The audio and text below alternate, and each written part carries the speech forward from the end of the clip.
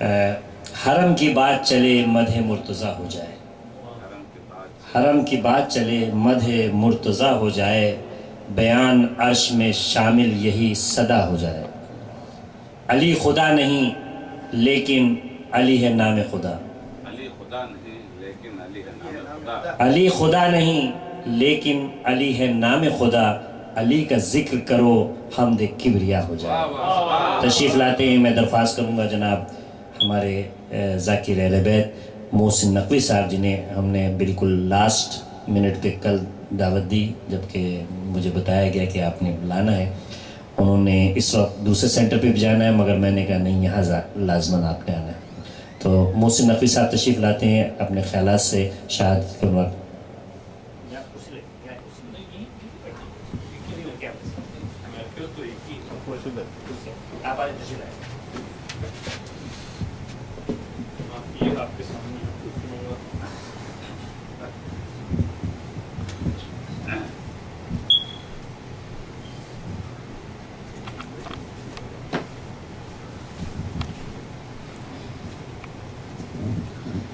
اعوذ باللہ من الشیطان اللعین الرجیم، بسم اللہ الرحمن الرحیم، الحمدللہ رب العالمین، الصلاة والسلام علی النبی الامی ابی القاسم محمد وعلی بیتہ الطیبین الطاہرین المعصومین، اما بعد، فقد قال اللہ تبارک و تعالی فی کتابہ المجید، بسم اللہ الرحمن الرحیم، ومن الناس من یشری نفسہ ابتغاء مرضات اللہ، اللہ رؤوف بالعباد۔ سلام۔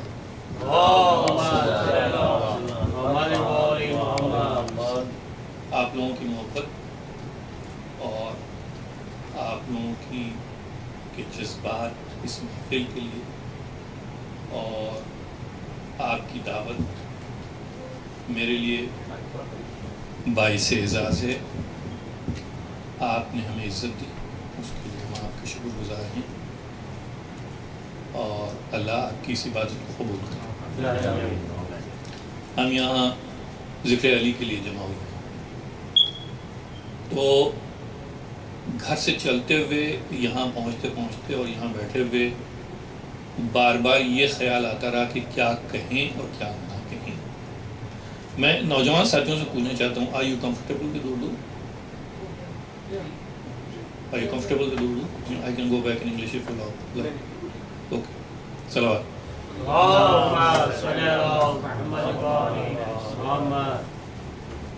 اتنے فضائل ہیں مولا کے کہ کہنے والا تھک جاتا ہے کہتے کہتے، سننے والا تھک جاتا ہے سنتے سنتے، فضائل ختم نہیں ہوتے۔ اور یہاں پہ ایک حدیث یاد آتی ہے کہ جناب رسول اکرم نے فرمایا کہ علی کے فضائل اگر تمام سمندر روشنائی ہو جائے اور تمام درخت قلم بن جائیں اور جن و انس مل کے لکھنا شروع کریں تب بھی ختم نہیں ہو سکتے۔ تو اس تمید کے ساتھ یہ قرآن کیا ہے جو سورہ بقرہ کی آیت نمبر 207 ہے، اس آیت کا شرف ہم نے حاصل کیا تلاوت کرنے کا۔ آپ نے سنا اس آیت کو، آیت بار بار پڑھتے ہیں، جب بھی قرآن پڑھتے ہیں اس آیت سے گزرتے ہیں یقیناً، اور اس میں خداوند عالم کہہ رہا ہے کہ کچھ ایسے بھی ہیں انسان جو اپنے آپ کو بیچ ڈالتے ہیں، اپنا نفس بیچ ڈالتے ہیں۔ کیوں؟ اس لیے کہ انہیں اللہ کی مرضی کی تلاش ہے، اور اللہ تو ہے ہی بہت رحم والا اور کرم والا، رؤوف، یہ بھی ایک صفت اللہ کی ہے۔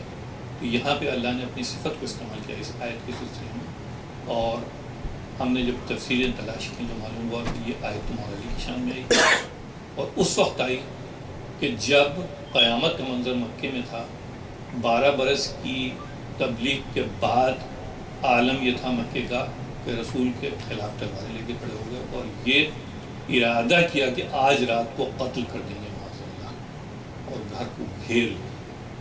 اور ایسے میں رسول نے بھائی کو بلایا، وہ کہا یا علی، تم نے دیکھا کہ باہر کا منظر کیا ہے، تلواریں لیے دشمن کھڑا ہوا ہے اور صبح کے انتظار میں ہیں کہ یہ مجھے قتل کر دیں گے۔ کیا یہ ہو سکتا ہے کہ آج تم میرے بستر پر سو جاؤ اور میں یہاں سے نکل جاؤں؟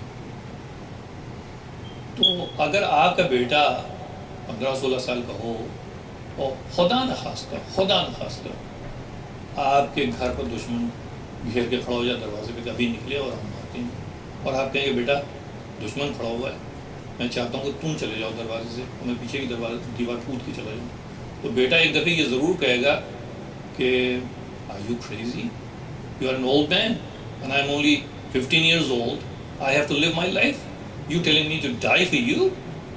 It's very likely.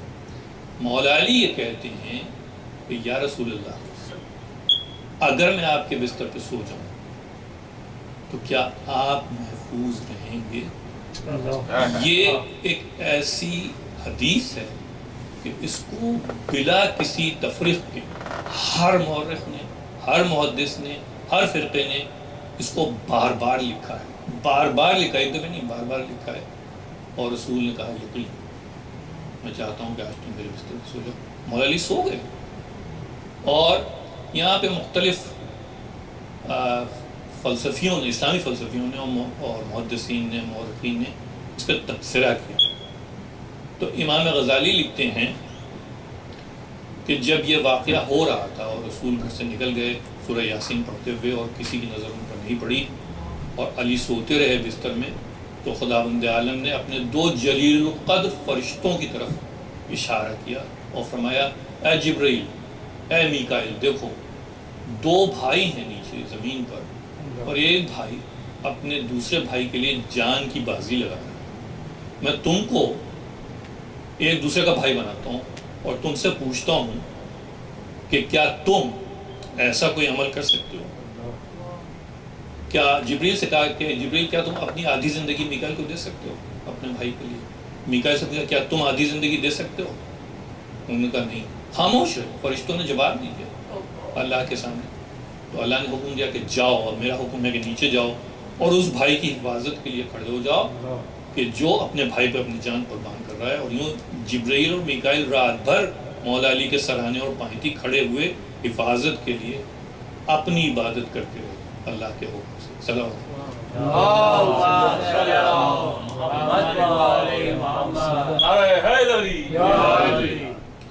یہ پہلی قربانی ہے جو مولا علی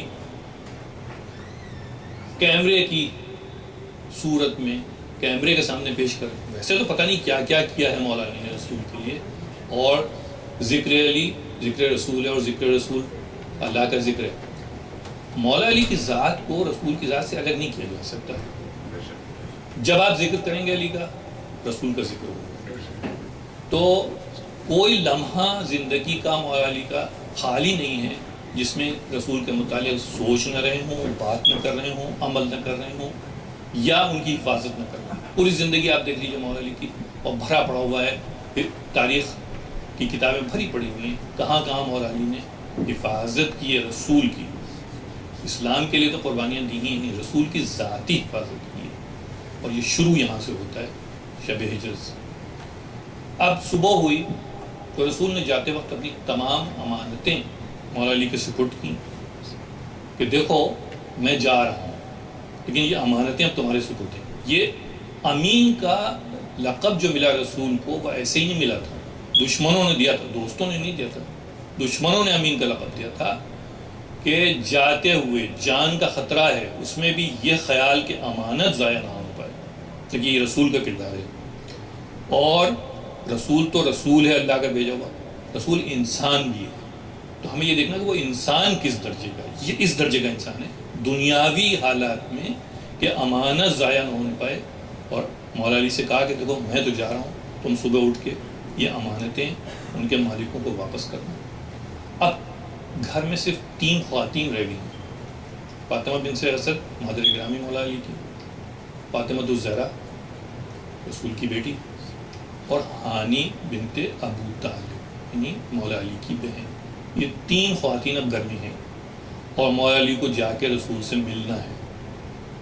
رسول مدینے پہنچ چکے تیسرے دن، ایک اونٹ، بس ایک اونٹ ہے، تینوں خواتین کو اونٹ پہ بٹھا دیا اور مولا علی مہار تھامے ہوئے پیدل چلے مکے سے مدینے۔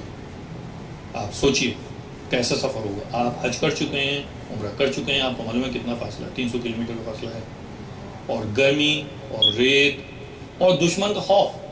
دیکھیں دشمن کا خوف ہے. مولا علی بہت بہادر تھے اور وہ ید اللہ تھے, سب کچھ تھے, لیکن انسان بھی تھے اور دنیاوی حالات ان پر ویسے ہی اثر انداز ہو رہے تھے جیسے ہم پر آپ پر ہوتے ہیں. دشمن کا خوف ہو تو آپ بھول جاتے ہیں, بچوں کے نام بھول جاتے ہیں اگر خوف ہو تو. اس حالت میں 3 خواتین کو اکیلے لے کے سفر کرنا, کن کن راستوں سے گزرنا ہے, وہ راستے کہ جہاں راہیں نہیں ہیں تاکہ کوئی ملے نہ دشمن, اور اس طرح سے پہنچے. تو اب عالم یہ تھا, تاریخ یہ بتاتی ہے کہ پنڈلیوں سے خون بہ رہا تھا اور چلنے کی طاقت نہیں رہ گئی تھی. لوگوں نے بتایا رسول سے کہ علی آ گئے ہیں لیکن اب ان میں دم نہیں ہے. تو رسول خود آئے مدینے سے نکل کے استقبال کے لیے. تو یہ حالت تھی کہ مولا علی رسول کی آغوش میں گر پڑے اور یوں رسول نے مولا علی کا استقبال کیا ہجرت کے بعد. یہ کردار ہے. میں ابھی آپ کے سامنے ایک روایت بیان کروں گا جو کہ حدیث میں بہت مصدق ہے اور بار بار بیان کی گئی ہے, جس کے حوالے سے ہم مولا علی کو پہچانتے ہیں, دنیا پہچانتے ہیں. ہم تو دوست ہیں, دشمن پہچانتا ہے اسی روایت کی وجہ سے. اور وہ واقعہ ہے خیبر کا, کہ خیبر کا منظر کیا تھا. جو جنگ ہوئی اس میں مولا علی پیش تھے, کہ ایک جنگ خیبر ایسی تھی کہ جس میں مولا علی ساتھ نہیں ہوئے رسول کے, اور باقی سب فوج آئی مسلمانوں کی. یہودی قلعے میں بند ہو گئے, انہوں نے دروازہ بند کر لیا اور گھیراؤ ڈال دیا مسلمانوں. اور روز ایک سورٹی جاتی تھی ایک صحابی کی قیادت میں, اور وہ وہاں سے ناکام ہو کے واپس آتے تھے. ایسا قلعہ تھا اور ایسے ان کے سپاہی تھے کہ وہ بھگا دیتے تھے, مسلمان بھاگ آتے تھے. افسوس کی بات ہے. اور جب پوچھتے تھے رسول کیا ہوا, تو لیڈر کہتا تھا کہ سپاہیوں نے ساتھ نہیں دیا. سپاہی کہتے تھے کہ لیڈر نے لیڈرشپ نہیں پیش کی اس لیے ہم ناکام ہو گئے. تو رسول کافی پریشان ہوئے اس بات سے, اور رات کو میٹنگ کی. عشاء کی نماز کے بعد سب صحابیوں کو بلایا, لیڈرز جو بھی تھے, اور وہاں پہ کچھ جملے پیش کیا آپ نے.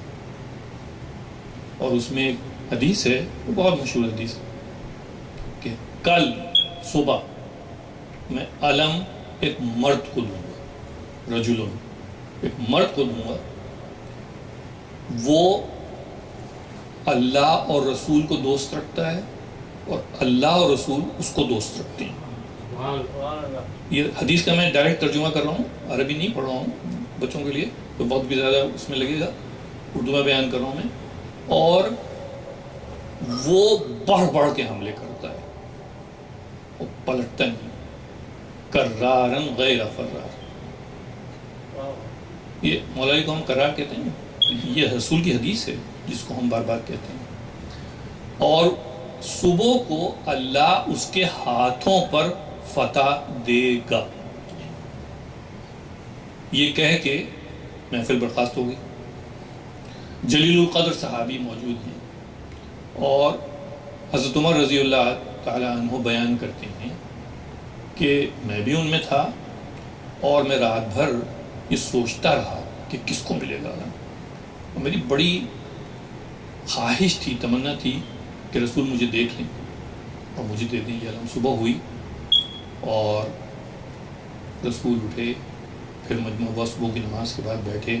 اب سب منتظر ہیں کہ علم ملنے والا ہے. تو رسول نے کہا کہ علی کہاں ہے؟ تو سب نے یک زبان ہو کے کہا کہ علی تو مدینے میں ہیں, اس لیے کہ ان کی آنکھیں اٹھائی ہیں, آشوب چشم ہو گیا تھا اس لیے شامل نہیں ہو سکے تھے. علی تو مدینے میں ہیں. تو رسول نے پکارا کہاں ہیں, اور دیکھا تو علی سامنے پہنچ گئے. صلوات.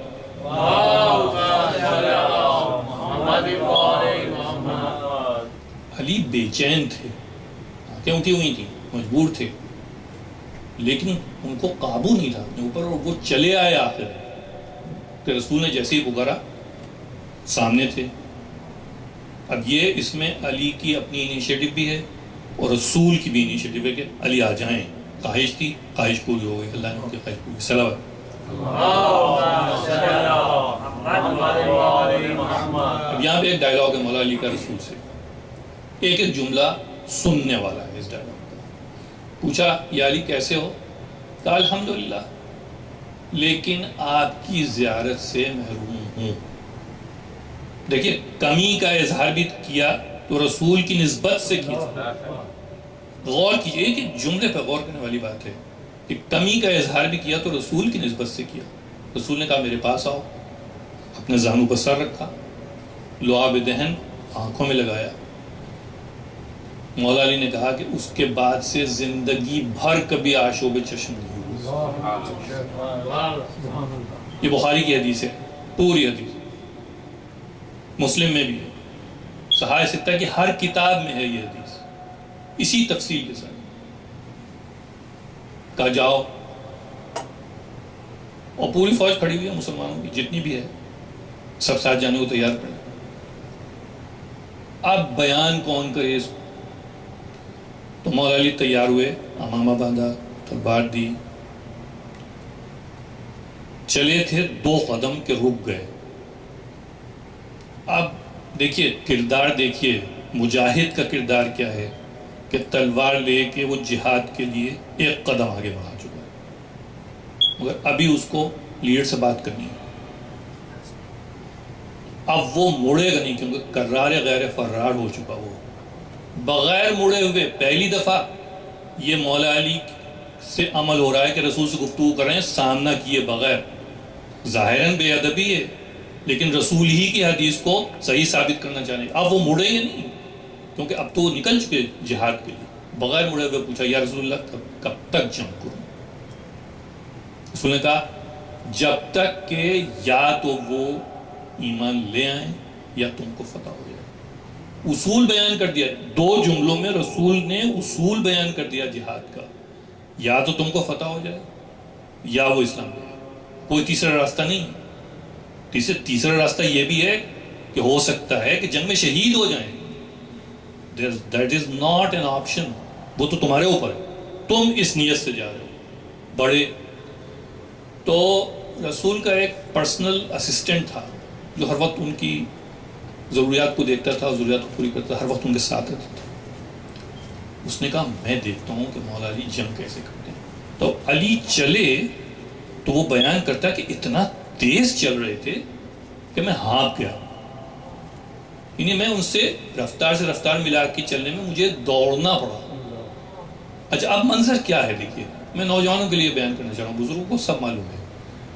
قلعہ جو بنتا تھا اس زمانے میں وہ اس طرح سے بنتا تھا کہ ایک سیلف سٹینڈنگ راک کو وہ لے لیتے تھے اور اس کے ایجز کے اوپر دیوار بناتے تھے، اور وہ راک کسی ایک پتلی سی پگڈنڈی سے مین لین سے ملی ہوئی ہوتی تھی۔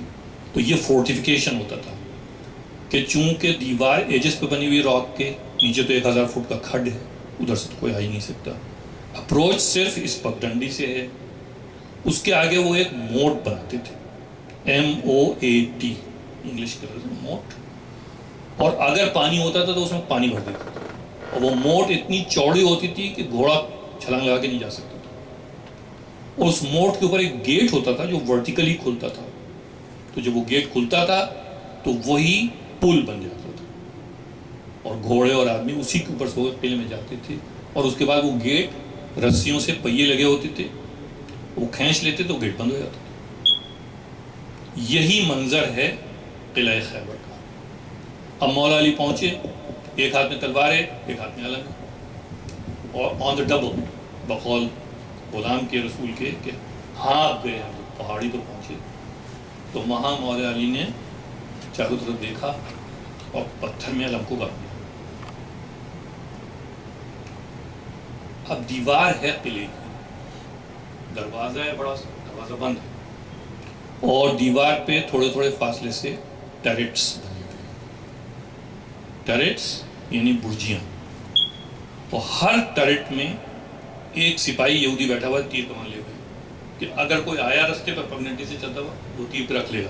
یہ فورٹیفیکیشن ہے قلعے کا، اتنا محفوظ قلعہ ہے۔ دروازہ بند ہے۔ ایک بڈھے نے ٹیرٹ میں سے دیکھا تو آج تو آنے والے سپاہی کے تیور ہی کچھ تھے۔ اس نے وہیں سے پکار کے پوچھا تم کون ہو؟ حیرانی سے تم کون ہو؟ مولا علی ہر جنگ میں گئے، ہر جنگ میں رجس پڑھا اور ایک ہی رجس پڑھا، انا علی ابن ابی طالب، اسی سے رجس شروع ہوتا تھا۔ 33-34 رجس ہیں مولا علی کے ہر جنگ کے، شروع اسی سے ہوتا ہے۔ یہاں سب بدل گیا، مولا علی نے جو رجس پڑھا وہ سنیے، انا الذی امتنی سمی حیدرہ، ماں کے ذکر سے شروع کیا، باپ کا ذکر نہیں کیا، میں وہ ہوں کہ جس کی ماں نے اس کا نام حیدر رکھا۔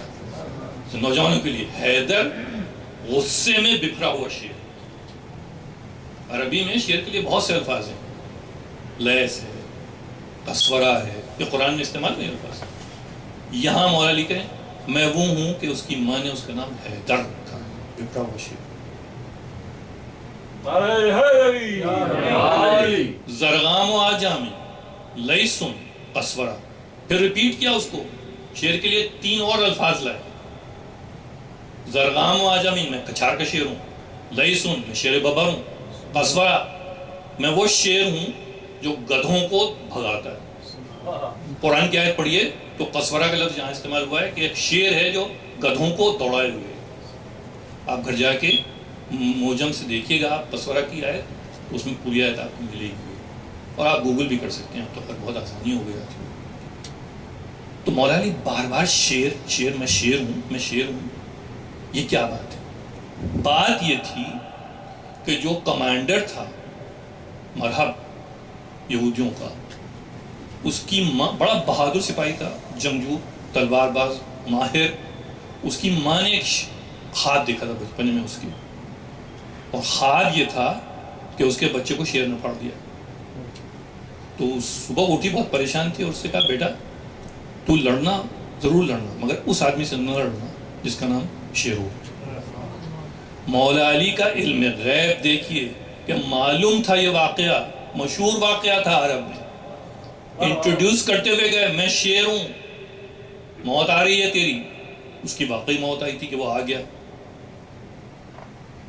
جنگ ہوئی، مرحب کو قتل کر دیا، اور اس کے بعد فوج پھر قلعے میں گھس گئی اور انہوں نے گیٹ بند کر دیا، گیٹ پھر بند کر لیا۔ مولا علی کے اوپر کیا جذبہ تھا ہم نہیں جانتے، کوئی نہیں جانتا، یا مولا علی جانتے ہیں یا اللہ جانتا ہے۔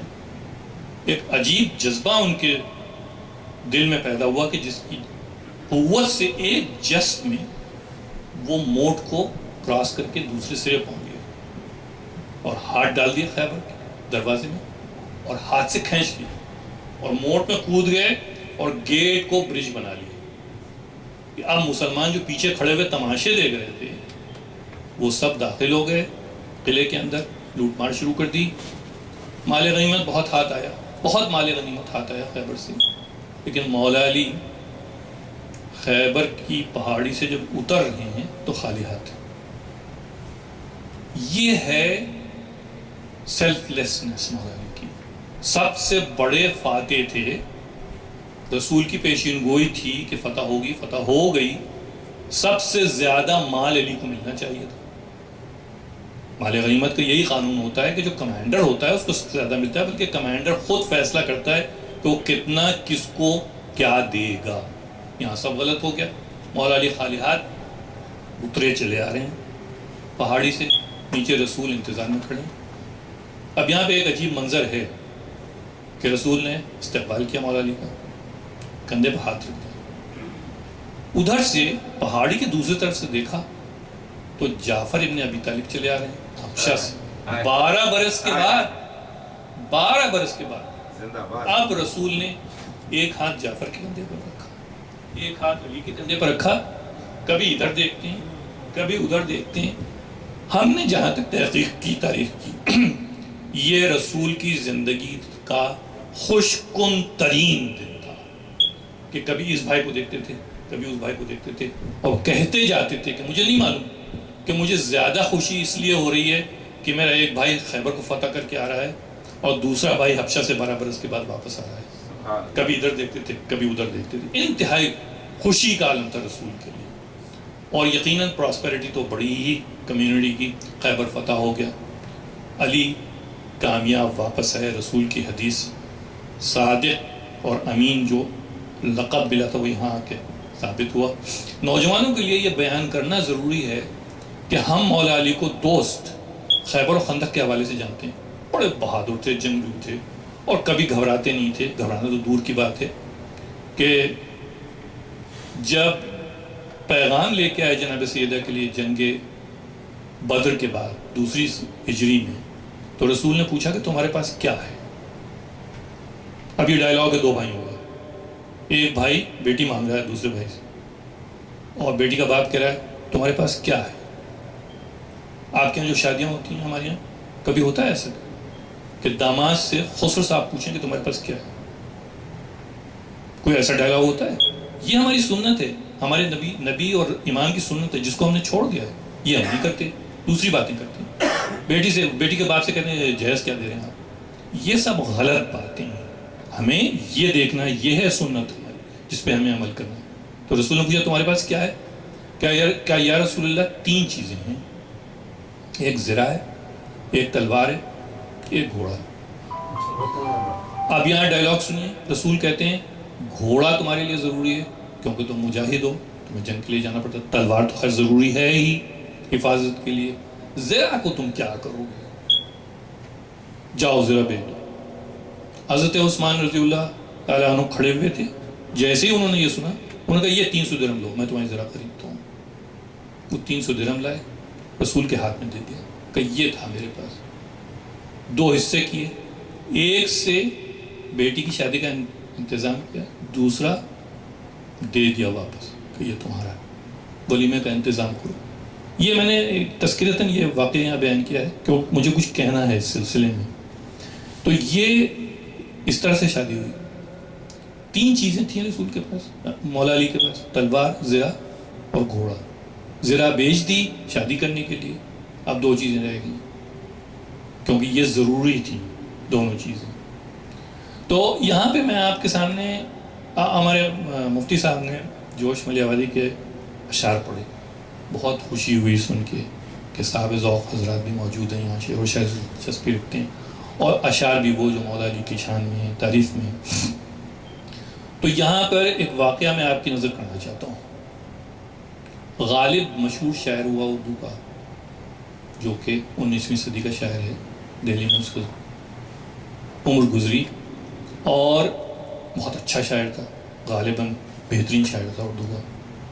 اس کا طریقہ یہ تھا کہ وہ اپنے دوستوں سے ملنے جاتا تھا تو دوست نظر کرتے تھے کہ وہ، میں نے ابھی ایک شعر کہا ہے سن لیجیے، تو غالب سنتے تھے، تعریف کرتے تھے. ایک دفعہ ایسے ہی کسی کے گھر پہنچے تو دوست گنگنا رہے تھے. تو غالب نے پوچھا کیا گنگنا رہے ہو؟ کہنے لگے کہ ایک مصرع ہو گیا ہے، شعر ہو جائے تو سناتا ہوں. تو غالب کہنے لگے سنا دو، شعر ہو جائے تو شعر بھی سن لیں. انہوں نے کہا نہیں، مجھے خطرہ یہ ہے کہ میں مصرع سناؤں گا اور تم جلدی سے گرا لگا دو گا، وہ شعر تمہارا ہو جائے گا. یہ اس قسم کے مقابلے ہوا کرتے تھے بڑے چھوٹے شہروں میں. تو غالب نے وعدہ کیا کہ نہیں، میں وعدہ کرتا ہوں کہ میں گرا نہیں لگاؤں گا. تو دوست نے مصرع سنایا. مصرع سنیا، فارسی کا مصرع ہے لیکن بہت آسان ہے، آپ سمجھ جائیں گے. اسپو زن و شمشیر وفادار کسے دید. اسپو زن و شمشیر وفادار کسے دید. کون ہے وہ خوش قسمت کہ جس نے 3 وفاداریاں دیکھی ہوں: عورت کی وفاداری، گھوڑے کی وفاداری، تلوار کی وفاداری. اب آپ دیکھیے کتنی مشکل منزل ہے یہ. اب دیکھ جائیے ہسٹری میں کون ایسا آدمی ہے کہ جو تلوار کا بھی دھنی ہو، گھوڑ سوار بھی ہو، اور اس کی زوجہ بھی وفادار ہو. دیکھیے سب کے فضائل ہیں اس میں. تو کہاں تو غالب نے یہ وعدہ کیا تھا کہ نہیں میں نہیں لگاؤں گا مصرع، میں انتظار کروں گا. کہاں مصرع سن کے غالب بے اختیار کھڑے ہو گئے. مصرع دہرایا: اسپو زن و شمشیر وفادار کسے دید، اور گرا لگا دی: واللہ علی دید، علی دید، علی دید.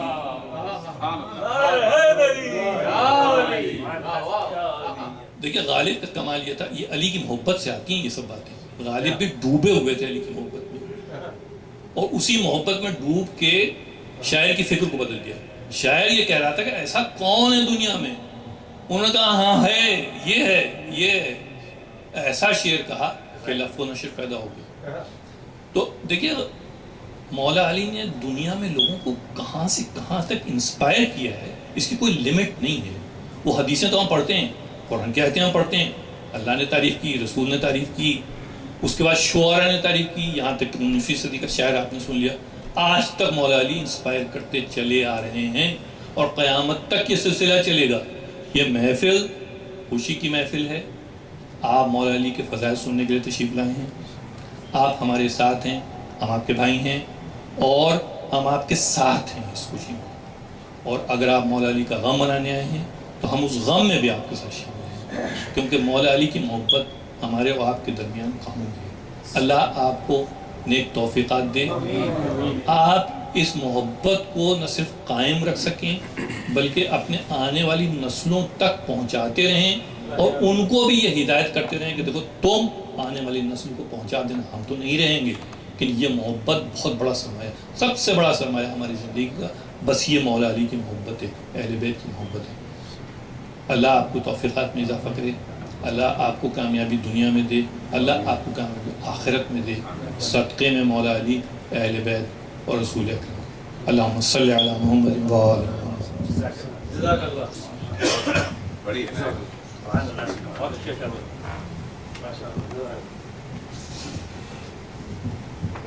حاضرین محفل، سفر طویل ہے، راہ نجات چھوٹی ہے. راہ نجات چھوٹی ہے، علی کا ذکر بہت ہے، حیات چھوٹی ہے.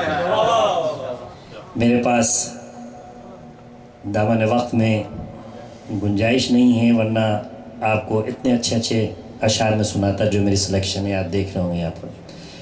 اور جو حضرات یہاں پر تشریف لائے ہیں انہوں نے بھی ثواب حاصل کرنا ہے.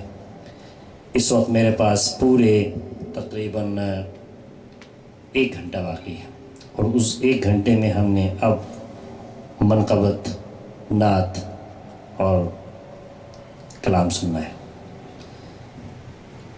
اس وقت جس کو میں آپ کے سامنے دعوت دے رہا ہوں، صرف ایک شعر میں ان کا، یہ میرا پسند کا شعر ہے اور میں ہر محفل میں پڑھتا ہوں. میں نعت احمد مختار پڑھنے والا ہوں. میں نعت احمد مختار پڑھنے والا ہوں. تم اپنے ذوق سماع کو باوضو رکھنا. گزارش کر رہا ہوں جناب صدر ایلزابتھ سینٹر نیو جرسی بہت بڑا کام کر رہے ہیں، اور یقین جانیے کہ کمیونٹی کو ایک ساتھ اکٹھا کرنا بہت بڑی ذمہ داری ہے. اس ملک میں ذریعہ معاش کو دیکھنا، بچوں کو دیکھنا اور پھر کمیونٹی کا خیال رکھنا. میں گزارش کروں گا جناب نواز شیخ صاحب سے تشریف لائیں اور نعت اور منقبت جو بھی مناسبت محفل پیش کرنا چاہیں حاضر.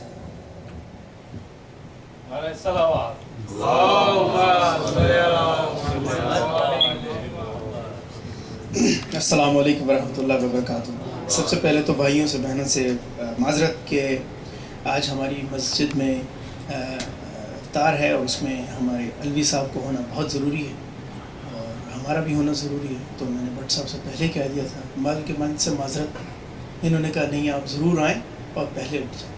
تو ہم اس نعت کے بعد اور اس منقبت کے بعد انشاءاللہ ہم الوی صاحب، ہمارے 2 حضرات اور بھی اس مجلس سے، اس خوبصورت مجلس سے اٹھ جائیں گے. تو اب اس کو ہماری گستاخی نہ سمجھیے گا، ایک مجبوری بھی ہے، آگے بھی ہم نے جانا ہے کمیونٹی میں ہماری.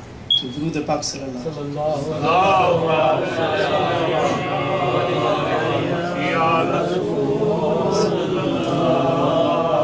وسلم علیک یا حبیب اللہ، صلی اللہ علیک یا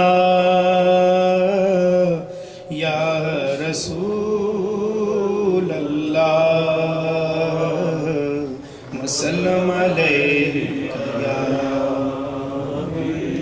जनाब क़िबला अलवी साहब की पसंदीदा नात पेश करता हूँ, आप सब मेरे साथ मिलकर पढ़िए। सबसे औला आला हमारा नबी, सबसे औला आला हमारा नबी, सबसे बाला आला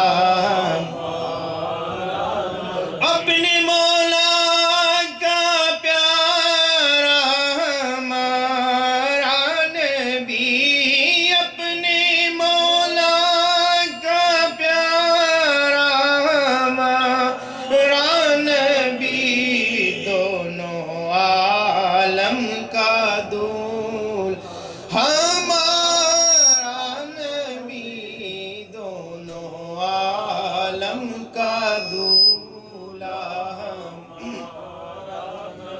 और क्या खबर है कितने तारे खिले छुप गए, क्या खबर कितने तारे खिले छुप गए, क्या खबर कितने तारे खिले छुप गए, पर ना डूबे ना डूबा हमारा नबी, पर ना डूबे ना डूबा।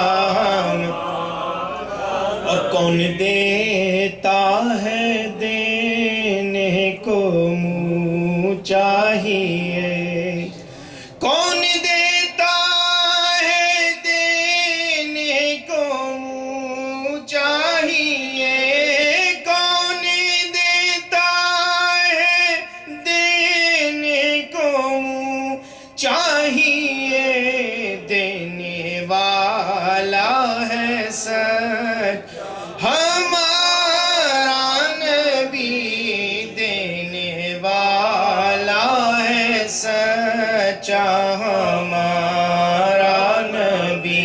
और गमज़दों को रज़ा मुझदा दीजिए के है, गमज़दों को रज़ा मुझदा दीजिए के है, गमज़दों को रज़ा मुझदा दीजिए के है, बेकसों का सहारा हमारा नबी, बेकसों का सहारा हमारा, सबसे औला आला हमारा। मैं तो पंजतन का गुलाम हूँ, मैं गुलाम इब्ने गुलाम हूँ, मैं तो पंजतन का गुलाम। मुझे इश्क है तो खुदा से है, मुझे इश्क है तो रसूल से, ये करम है सारा बतूल का, मेरे मुंह से आए महक सदा, जो मैं नाम लूं तेरा झूम के, मैं तो पंजतन का गुलाम हूँ, मैं तो पंजतन का गुलाम। और मुझे इश्क सिर्रो समर से है, मुझे इश्क सारे चमन से है, मुझे इश्क उनके वतन से है, मुझे इश्क उनकी गली से है, मुझे इश्क है